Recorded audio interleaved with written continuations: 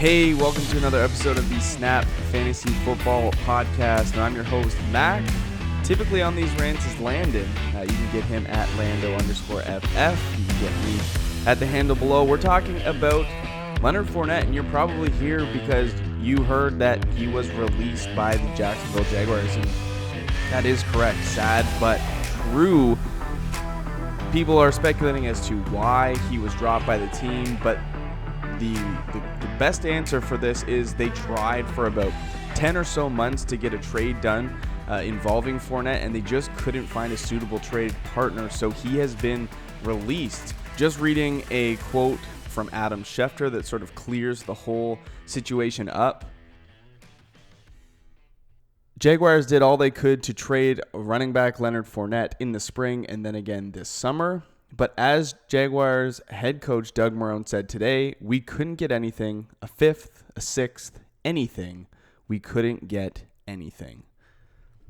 Now, will that be the case for Leonard Fournette come free agency? Probably not, and I'm going to get to that in a little bit. But let's talk about why Leonard Fournette might be a good candidate for cutting.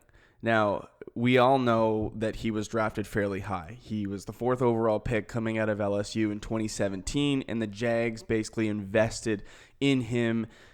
Coughlin's strategy for football is that old school run-heavy philosophy, and he wanted to build his team around Leonard Fournette. But we look to Fournette's tenure with this team, and there has been some transgressions with the team. He's had on-field issues, like when he got into a fight and lost all of his guaranteed money. He got arrested. He hasn't been the greatest role model for players on this team. And then you speak to his 2018 season where he came into camp a little bit overweight, and his conditioning was very, very poor. So his commitment to the team in football has been in question, and he's been heavily criticized for his actions as a pro. On the field, what does Leonard Fournette give you? He gives you pretty solid production coming off of one of the best seasons of his career. 1,152 rushing yards, 76 receptions, which people said he was unable to catch the football. 76 receptions for 522 yards in only 15 games. As a Jaguar, has scored 19 touchdowns, which is a little bit underwhelming, but given the state of the team, not too bad. So what happens if you're like me and you're a Leonard Fournette owner in Dynasty?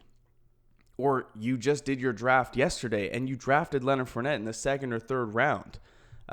I hope you drafted Raquel Armstead because he looks to be the next guy for the job. They also have Devine Ozigbo, who is another, a candidate for like an early down back.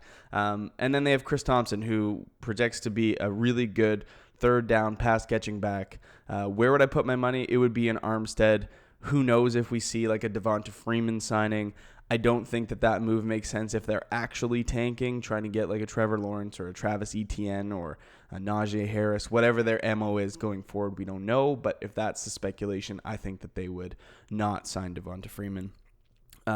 If Fournette is claimed in free agency, which I believe he will be very, very quickly, it wouldn't surprise me, but by the time this video comes out to you this afternoon when you're watching it, that Leonard Fournette has landed somewhere, but I would put my money on the Washington football team. That would be probably number one spot. AP is not what he used to be. Bryce Love, we know his injury history coming out of college. And then Antonio Gibson is all the rage, but is he a 3-down skill set? I think no. So Washington could be a good spot. Also, when you pair that with some of the reports coming into camp that they still don't have a set runner, a number one option, I think Washington is a good spot for him. The Bears project to be a decent spot. Again, Tariq Cohen, not a 3-down back. David Montgomery is going to miss 2 to 4 weeks. So there's a lot up in the air in Chicago, and I think that Fournette could land there. Is that great? I think it'll be a timeshare once Montgomery comes back, but it is a little option for the Bears to hold themselves over and still be competitive.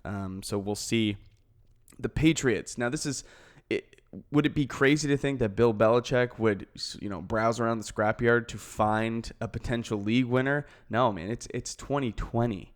Bill Belichick is going to do whatever he needs to do, and pairing Fournette with a very unstable running back core would be probably the best bet for Belichick to be competitive with a mobile quarterback in Cam Newton that he's never had. Let's go ahead and get that running back one that he hasn't had in years. Damian Harris doesn't look to be the guy to step up and take the job. Sony Michel is going to be out, missing time. And then you've got James White, who is a pass-catching machine. Rex Burkhead's there as well. I think Fournette would be a decent fit with Belichick and the Patriots. And then, is it possible? Is it possible that Leonard Fournette stays in the state of Florida? I think it is. Bruce Arians, much like Bill Belichick, is an old-school coach that is willing to do what it takes to get the players he needs. And they did have contract talks with Leonard Fournette, trying to get a trade done. They just couldn't, obviously, with Jacksonville, figure out a trade that works. Maybe Arians was playing a game of chicken, trying to get Leonard Fournette to be cut so he can pick him up for cheaper and give up less. Who knows? But Ronald Jones, if you've been watching the tape coming out of camp, his pass catching still needs a lot of work, and they don't have a ton of support behind him, letting Peyton Barber go, who is with Washington as well.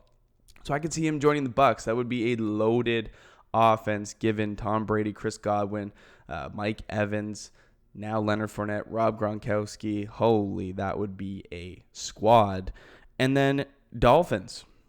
Look, they've got their future quarterback in Tua. They've got a breakout receiver in Devontae Parker. Mike Gesicki, one of the best, most athletic tight ends in the league, has a bright future.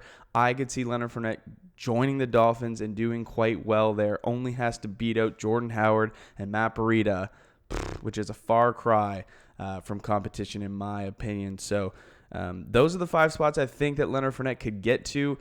If he is picked up by anybody in free agency, he is owed $4.17 million, which is half for about what running backs are getting at this point. You look to Melvin Gordon getting that $8 million, $16 million over 2 seasons, so $8 million a year, as well as Kenyon Drake getting the same-ish figures. I think that he'll have to play the season out at about 4, and then maybe try to look to renegotiate a deal moving forward. If you've already drafted Leonard Fournette, don't panic. Go out to the waiver wire. Get yourself Raquel Armstead. Get yourself Devine Ugzigbo. Take those shots. Those are the 2 guys that I would put my money on. If you're drafting this week, where would you take Leonard Fournette? If he hasn't landed on a team, I'm going to be tempering expectations. I'm not going to be drafting him in the 3rd round. I'm going to expect him to slide to about the 4th to 5th round, because there is that option that he doesn't find a team. If he has landed, if he lands on any of these teams that I've talked about, Washington, Chicago, Tampa Bay, Miami, or New England, I would consider drafting him at and around the same average draft position. But if he is unclaimed, I would probably go hands off and let somebody else take the gamble, because I don't think it's worth it. All right, hope you guys enjoy this episode. Stay tuned. Lots coming to you this week. Big draft season coming up. Hopefully you guys are well, and stay in touch with us on social media. Bye.